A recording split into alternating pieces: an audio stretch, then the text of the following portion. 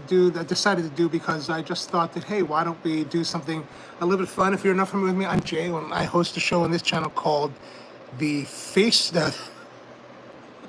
called the Festool Fest, where it's just really about just all the enjoyment about Festool.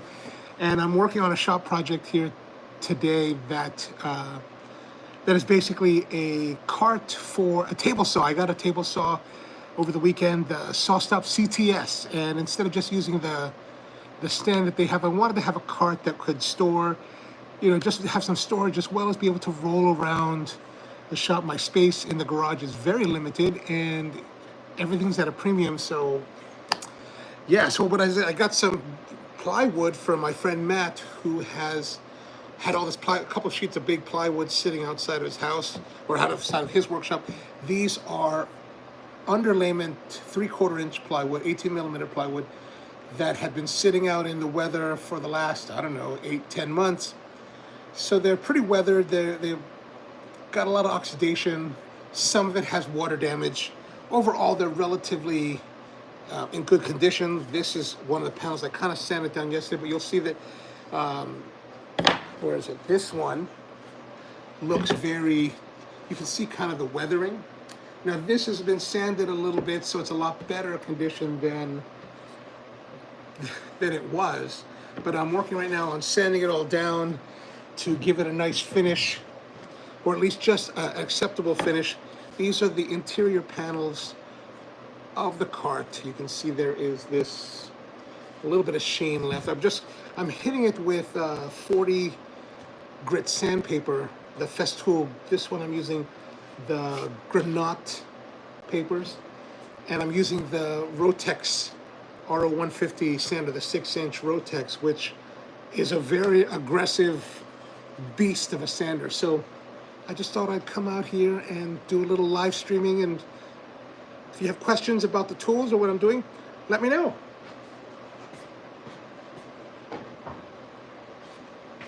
I've already got a couple of panels sanded. Now, I made a bunch of panels yesterday for this build. The problem was that I cut one of them wrong. They're not very well cut. I was trying out a new set of Festool parallel guides for my track. I got this from a guy down in Northern Virginia for a really great price. These are parallel guides, so they connect to your rails for your track saw, and it helps you to make repeated cuts by controlling how much length or width that you're cutting. But my first time using it, so they're not perfect cuts. Like, I think that's a couple millimeters off on each end. But this is a project that you really can't see it on the inside, so you won't be able to know. And then I'm also staining everything a really dark blue, so that hides a lot of imperfections. Like I built this cart, AWS, was it AWS Woodworks? Or is it MWS? MWK? MWA Woodworks had this design, but he used full sheets of plywood. I didn't have the plywood. I just kind of was like, well, let me go and harvest some pallets. So I harvested some pallets from the local Woodcraft, and I just kind of took it apart. They turned out to be oak, and I just decided to put it together. And so it's really mucked up. Like if you look at it, it's really mucked up. Like there's a lot of cuts that are wrong. I did dominoes to put it all together. The domino work is really shady. Everything is very shady about it. But because it has this dark stain, you really can't see how bad it is. So, Thrust Up Through Easy, Mexican, Albert Lepe, how are you guys all doing? We are working here just in the shop with this janky 3/4 inch underlayment that's been sitting outside for the last, for most of 2024. And we're just gonna sand it down. I'm using the 40 grit sandpaper from, hey Kimberly, from Festool. So let's do it up. I'll put this over here. This is the Rotex the RO 150. It's a very big beast. We are sanding, Albert, this piece of plywood, and here we go.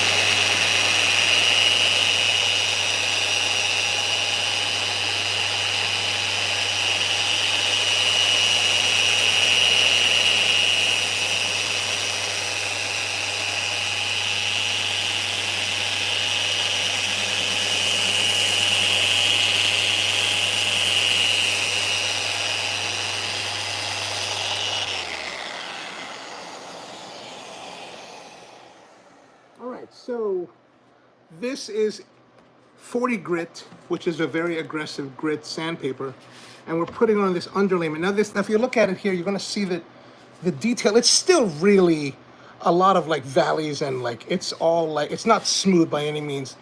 The underlayment that we're using here is a pretty low cost 3/4 inch plywood, and because it's called underlayment because it's supposed to sit underneath your floor. So you put this down and then you put the floor on top of it.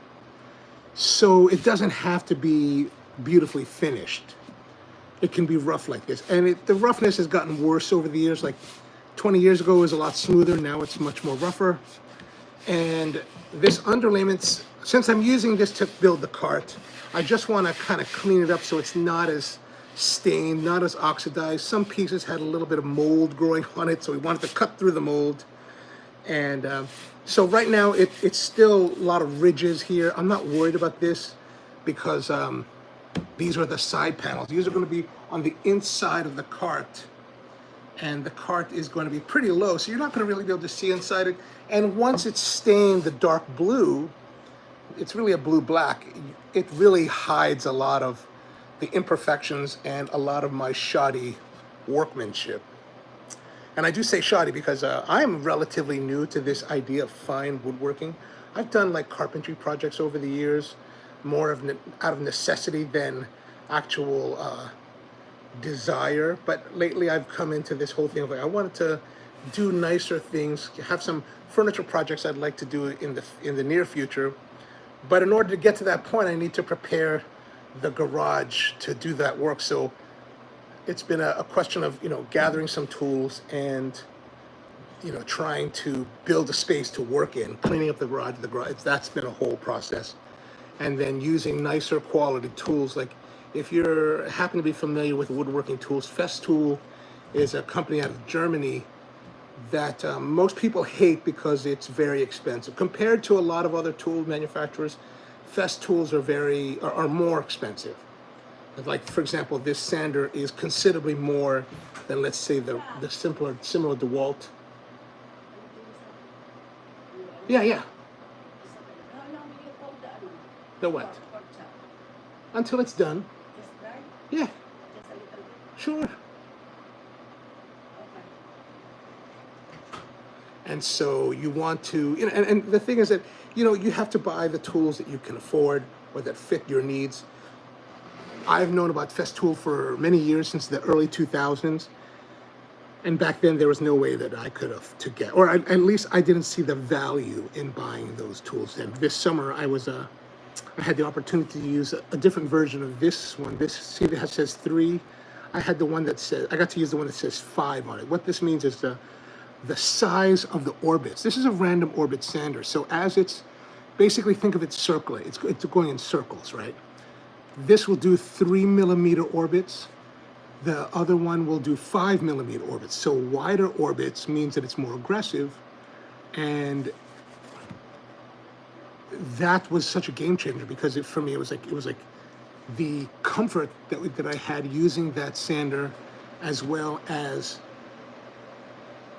the extraction from the sand dust was significant, much more than I'd ever experienced before. And I thought that, let me just, that really converted me. So I got my own, the number 3 sander. I'm borrowing this Rotec sander. This Rotec sander is like the beast of machinery. So Well, let's get back to more sanding here. Let me grab another sheet. We're just going to clear it off. This is the G piece, as you can see, I put G's here. This is just to label the different pieces that I'm using in the build.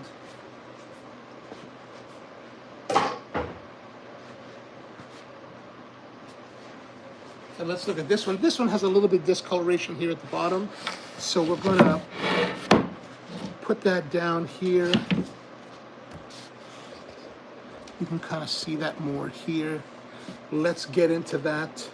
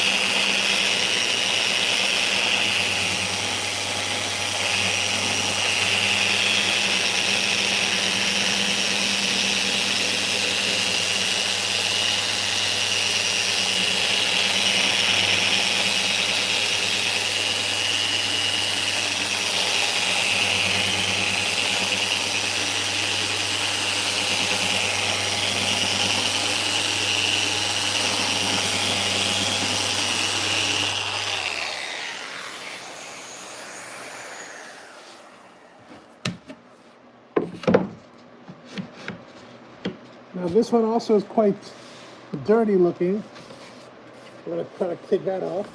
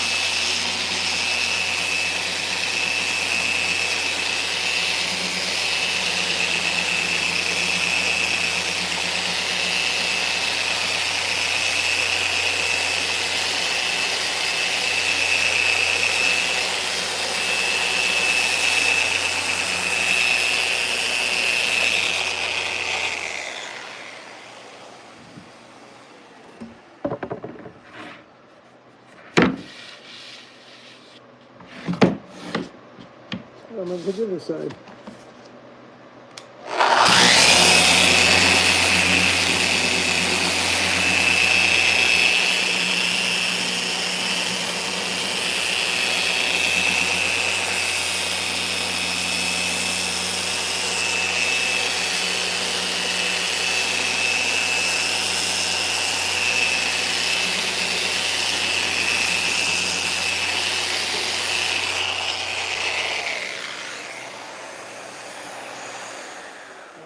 Great, great.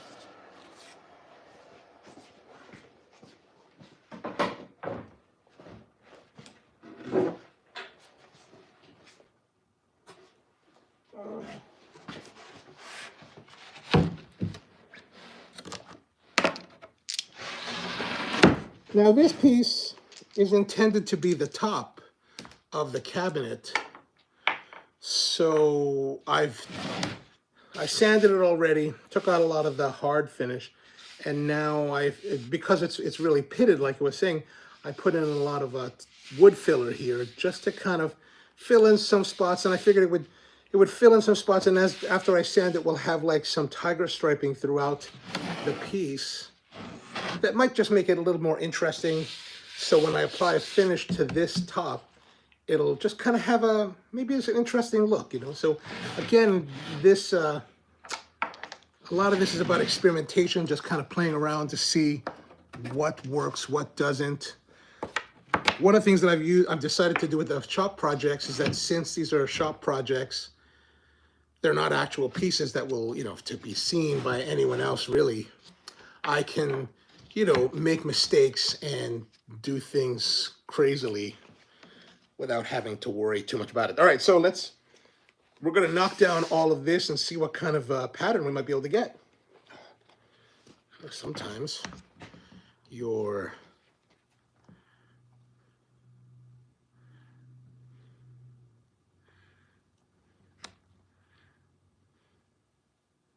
PPE comes undone. You always want to have your personal protective equipment. It's really important to try to control how much dust that you're going to inhale.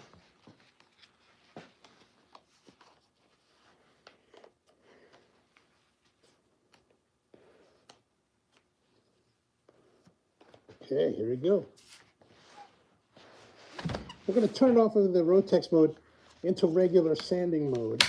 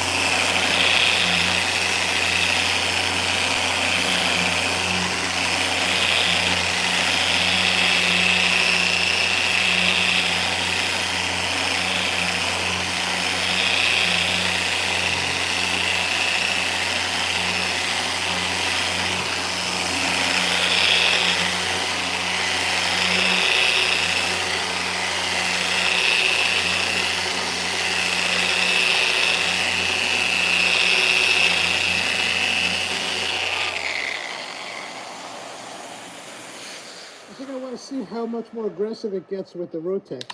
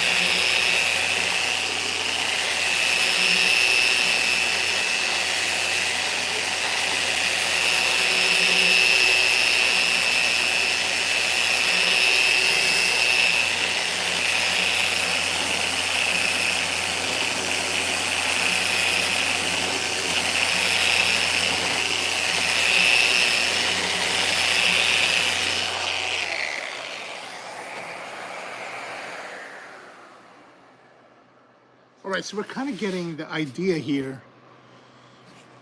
where the filler is just cutting at it as just black lines. It's okay looking. Could be a lot better. Was hoping it would be a lot better. But, you know, it's just, again, it's more about measuring or playing around to learn technique than necessarily mastering it right now. All right, let's continue.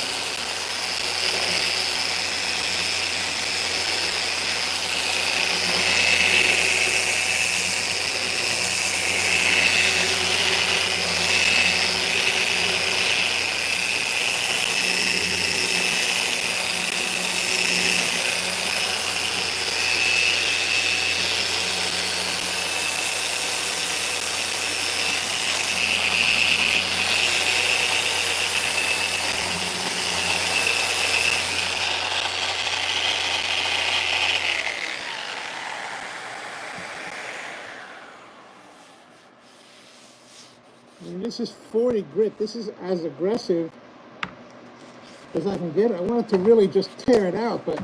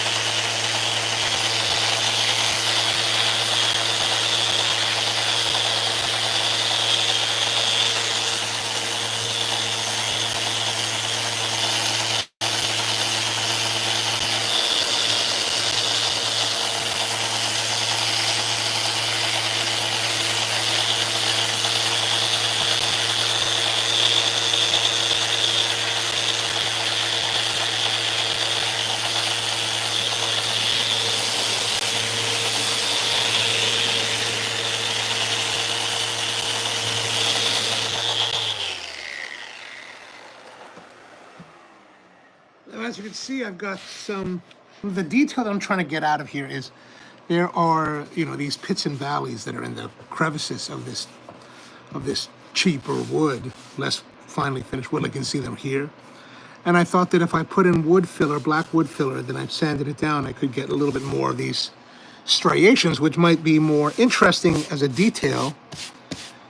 It's just turning out to be a lot of work to get it done. Now, if I follow some not so ideal sanding techniques, ideally you want to keep your sander flat to cover its surface and not actually ride on the edging of the sander. But since this is so uneven, that's the only way to really get in there and dig out a lot of that excess filler to get the detail out of it. So that's what we're going to do. It's not exactly the right technique, but it's the right technique for the job that we want to do.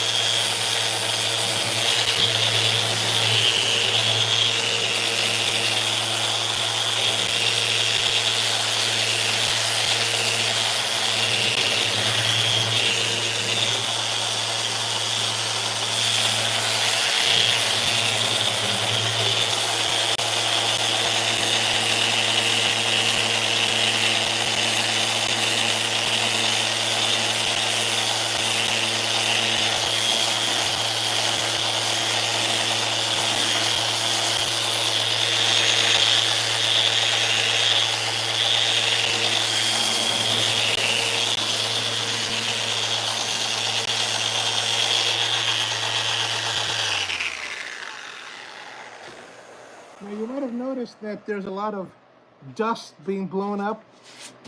That's because of the technique that I'm using by tilting the sander and doing improper sanding technique. It's blowing a lot of the sand, the dust up. But that's the only way to get this striations that I'm trying to get. So let's continue over here.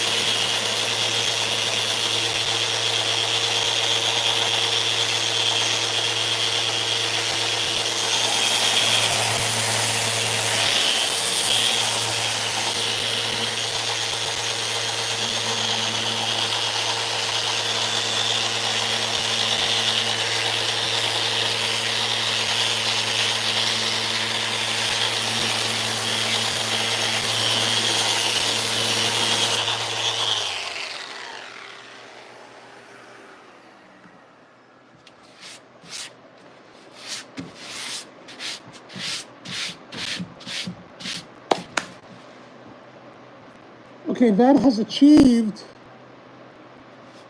the kind of look that I would like, right? You can see here you can see the detail now of the black filler.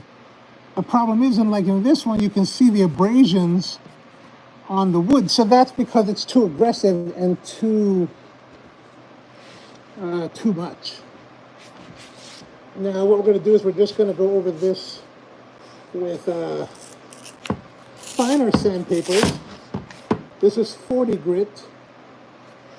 Now we're going to go to an 80 grit.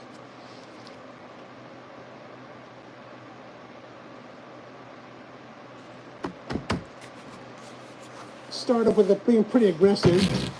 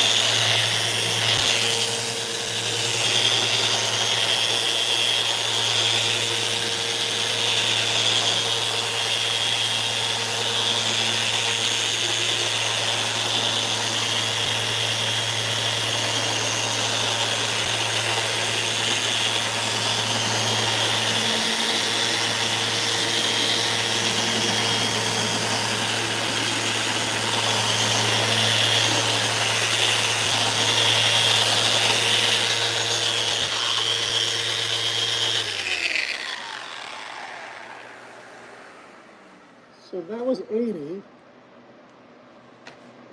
What's on this one? Oh yeah, that's. Now that was 80 rotex. We're going to switch it to regular 80 mode.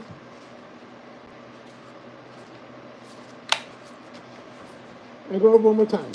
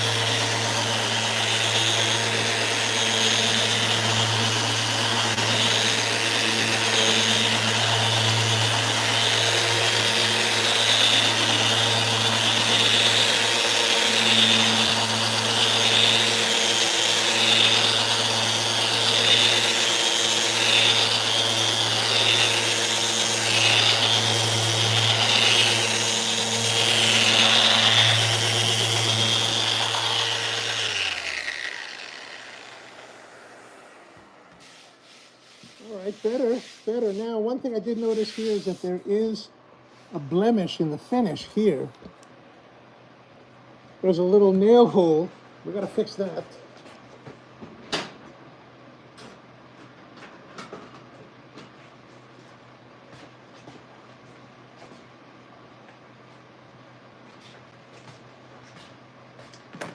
And to fix that, we're going to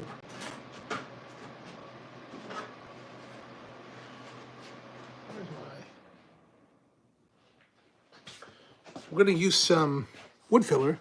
This is Timbermate wood filler. It's what I've been using for the rest of it. But I forgot there was this problem.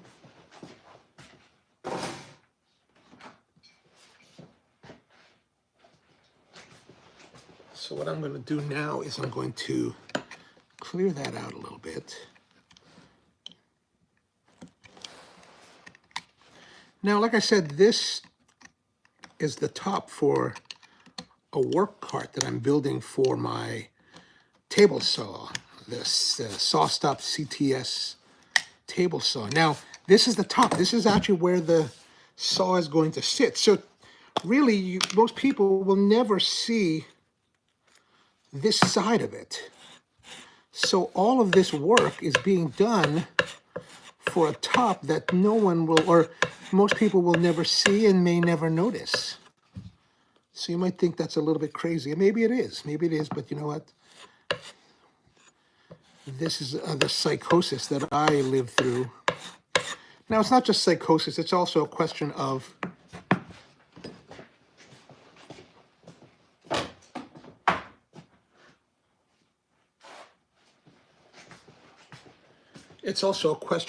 practice, right? So these are things that I can do on these shop projects where they might not really matter. Like these are not critical pieces that perhaps maybe one day, if I sell to customers,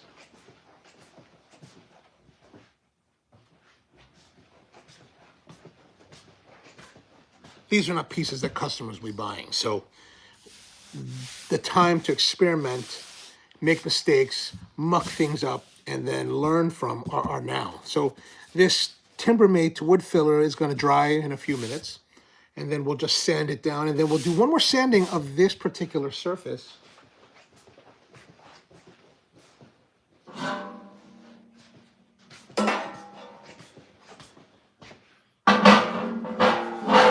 And I think it'll be pretty done by that point. So, oh, man, we've got this table. This is the tabletop, so it's good. The what do you call it? The saw will fit on this top.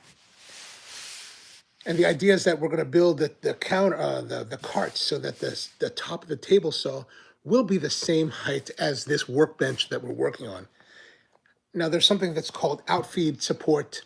So as you feed your pieces and lumber through a table saw, it needs somewhere to go, otherwise it falls off the table. The idea of having an outfeed table, a table for the pieces to land on after they've been sawn, is an important thing. And because space is at a premium in this little tiny garage, I wanted to build smaller carts and then utilize like the workbench and other things so they can all work together and fit in the space better. When I was considering the table saw, like what table saw should I buy? I went to some of the guys on the FOG group, the Festool owners group, and I was like, hey, so what do you think about these saws? I have this, there's a question about like, if you watch some of these other YouTubers that talk about woodworking, they talk about like the things like the DeWalt, the DeWalt saws, table saw. They talk about the Skill table saw. They talk about the Cobalt table saw. All are very affordable, $300 or less. Well, not the DeWalt, but the Skill and the Cobalt. And they have nice features, but the question is, how do they compare to other table saws, bigger table saws, more expensive table saws? Are they, when like somebody, like let's say the guy that runs 731 Woodworks, when he's like, this Skill or this Cobalt are awesome beginner saws, okay, they're great for beginners, but how about, is that something a beginner can keep for a long time, or will they need to upgrade relatively quickly? And I totally understand the need for cost analysis. Cost is a very big concern. Money is always tight, and those were the questions that I had. And I was wondering, like, I'm at a point where I just would like to buy nice quality tools and buy something that's nice that I won't have to think about for a long time to come. And I asked some of the guys in the Festool owners group, and I was like, hey, so should it be the Festool CSC 650, which is a really, really tiny but high quality table saw that's $1,500? Should it be the SawStop CTS, which is also another very compact saw that is $900? Or the Skill, which is under $300? And I was like, and I said these are the requirements. I'm a relatively new to woodworking. I'm not well experienced in it. I don't have that much experience, but I'm interested in doing some finer woodworking. So building cabinetry, like a lot of people do, is not really the focus of my interest. I would like to build chairs, even though people tell me the chairs are very difficult. I just think it's a fascinating pursuit. So those were the big, and also is that, it's just spaces at a premium. It's got to be really as tiny as possible. And I had narrowed it down to the SawStop CTS for its compact size. It has a long fence, so you can do theoretically 24.5-inch rip cut. So you could take a big 4x8 sheet of plywood and rip it in half if you need to. That's a very positive thing, I guess. It gives you a good capacity and fairly good reviews on it. And it has this SawStop technology. And if you're not familiar with this SawStop technology, it's this whole technology where the blade can sense, through electronics, it can sense the presence of conductivity through your fingers. So if you happen to slip or something and your fingers come in contact with the blade, it will react by dropping the blade and putting it through this break, destroying the break and destroying the blade in the process, but preserving your fingers. And you probably have some kind of serious abrasion, but you're not going to lose your finger. And that is a big component for the SawStop, and a big reason why a lot of people recommend SawStop. It's not really the big reason why I was interested in SawStop. Really, it was more because I like the size, and the quality was supposed to be really good. Like I said, I was also considering the CSC 650 from Festool, which is significantly more expensive. But for me, it was a question of like, okay, maybe sometime second quarter of 2025, I'll buy the table saw after I'm well into it. But things changed this past week when I came across an ad in Facebook Marketplace for this guy that was in the military, being transferred out of DC down out to San Diego, and he had a SawStop CTS just under a year old, and he wanted to sell it off, and we were able to find a really great deal on it that so I got it for $700, and I was like, wow, okay, I gotta. It's a little bit of a stretch for me to spend that money at this very moment, but I was like, okay, it's a good deal. It's a great saw. It's one of the two that I had been considering. So let's go do it. Now, I did happen to see another guy on Facebook Marketplace a couple of days later that was like 450, and I was like, 450, man. And I thought about reaching out to that guy, but then it's really a question. Like, I already made a commitment to this one guy, and I know he's being transferred and deployed, so he's under a lot more pressure to have a secure deal. And who knows if that other one was really legitimate or not. So I decided not even to pursue that, but just to stay with my current agreement, because that was, to me, what was right. And it was also a price that I was willing to, that I thought was very fair, right? And that's a whole thing. So you want to have deals that are fair, and I like to have deals that are equitable for both parties. Where as a buyer, I get a good deal, and as a seller, they get a good amount. Like, I ran into someone yesterday that was selling this one router on Facebook Marketplace, and she was selling for $450, and I was like, $450 is a significant amount of money for this router, but the same model router, brand new, is significantly more than $450. However, the problem is it was a Festool router, the Festool 14 OF 1400, which I think new is like $750. And she was selling for $450. So that's a good savings, and it seems like it could be a good deal. However, when you looked at the manufacturer's plate, this was a tool that was manufactured in June of 2006. So it's 18 years old. And you always find these people that are online, they talk about what they're selling. It's like, used once in 18 years. That's a little bit more of a concern. Like, what kind of condition really is it in? The one thing about Festool that is interesting about the price is that you're paying a serious price for the Festool equipment. However, you're getting a very good tool, very well engineered, high quality, but you're also getting great support. You're also getting this whole thing where if the tool breaks within 3 years, for any reason, they'll replace it or repair it. They'll pay for the shipping to their facility in Indiana, fix it, replace it, send it back to you at no cost for 3 years. And that is a very significant, that's a very significant thing. Like, you can use your tools and not have to worry about them breaking. Like, I was building this, modifying the bench top that this is sitting on, putting in these 20 millimeter dog holes. I had to put 86 of them in, and it's pretty stressful on the drill. And I have a Festool CXS 12 drill that I was using, and it was definitely feeling a little bit like, oh, it's getting a really serious workout.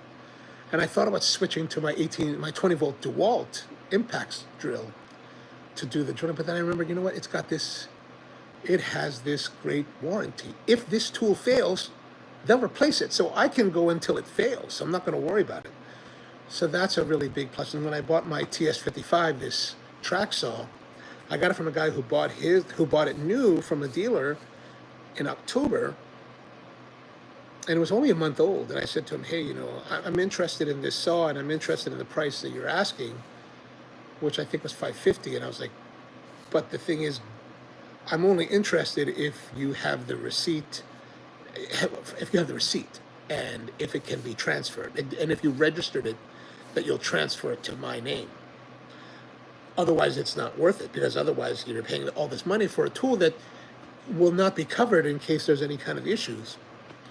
And that's the one thing about the saw stop that I was a little bit disappointed with. It was about a year old, less than a year old. Now, SawStop is owned by the same company that owns Festool, Tool Technik, out of Germany.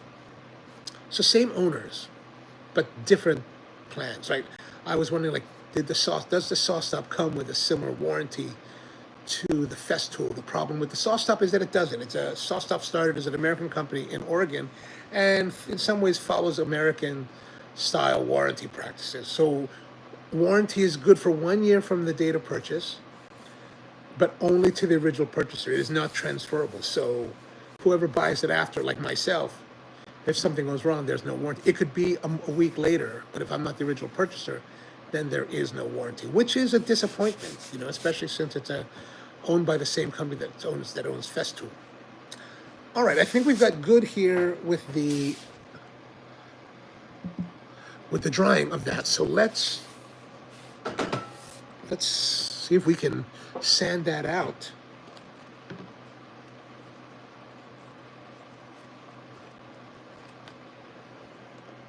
You can see the detail there. We've got our 80 grit sandpaper in regular mode. Let's see what happens.